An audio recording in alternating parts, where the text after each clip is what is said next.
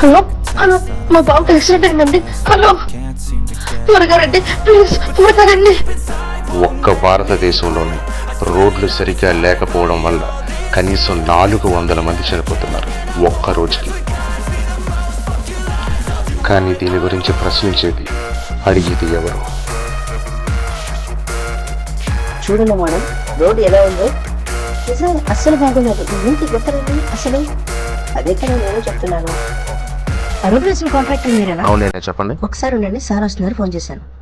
Hello mister, ఆ road వేసినవే కదా? వేశాను. అయితే నీ వల్ల ఒక నిండు ప్రాణం బలైపోయింది. వీళ్ళంతా పూర్తిగా ఎంక్వైరీ చేశారు. రోడ్ సేఫ్టీని సరిగ్గా చూసుకోకపోవడం మానవ హక్కుల ఉల్లంఘన. Everybody has the right to leave. తక్షణ పరిష్కారం చూడాలి, లేదా వెంటనే ఆ కుటుంబానికి సహాయం చేయాలి. ఇక రావు ఎయిట్రాను. నువ్వేంటి ఇక్కడ? ఇట్లనే సార్ అంతా చేసింది.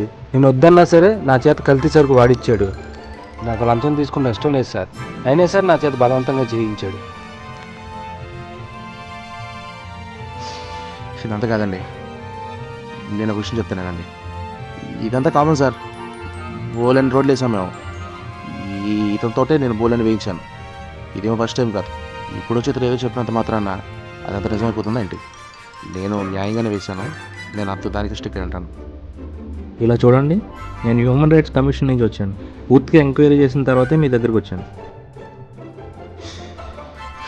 సార్, ఈ ఒక్క రోడ్డే బాగాలేదంటారా? మిగతా రోడ్లన్నీ బాగున్నాయా? ఇప్పుడు ఇలా కాంట్రాక్టర్లు అందరూ అరెస్ట్ చేస్తారా? మొత్తం సిస్టమ్ అంతా ఎలాగే ఉంది సార్. సిస్టమ్ గురించి మాట్లాడకండి. మీరు వేయించిన ఫ్లైఓవర్ కూలిపోవడం వల్ల ఇతని సొంత తమ్ముడు చనిపోయాడు. కూలిపోయిన అతని తమ్ముడు ప్రాణాన్ని మీరు తిరిగి తీసుకురాగలరా? ఇతను లోటు ఎవరు తీరుస్తారు? అదే ప్రాణం మీ ఇంట్లో పోతే మీరు భరించగలుగుతారా సార్? సమాధానం చెప్పండి. ఆ ఫ్లైఓవర్ వేసినప్పుడు కూడా నేను ఇతని దగ్గరే పనిచేశాను సార్. అప్పుడు కూడా అంతే, కల్తీ సరుకు వాడించాడు. దానివల్ల నా తమ్ముడు.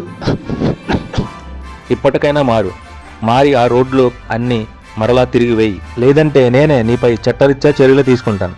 హ్యూమన్ రైట్స్ ఇక్కడ. నువ్వు రావయ్యా, నువ్వు నాతో రా, నీకు విషయం చెప్తాను. బాధపడకు అర్జున్, ధైర్యంగా ఉండు.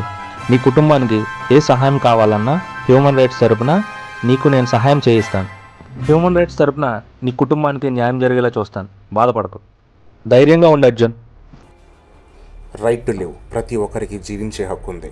కొంతమంది నిర్లక్ష్యం వల్ల లేదా కొంతమంది అత్యాశ వల్ల ఆ హక్కు హరించిపోతుంది.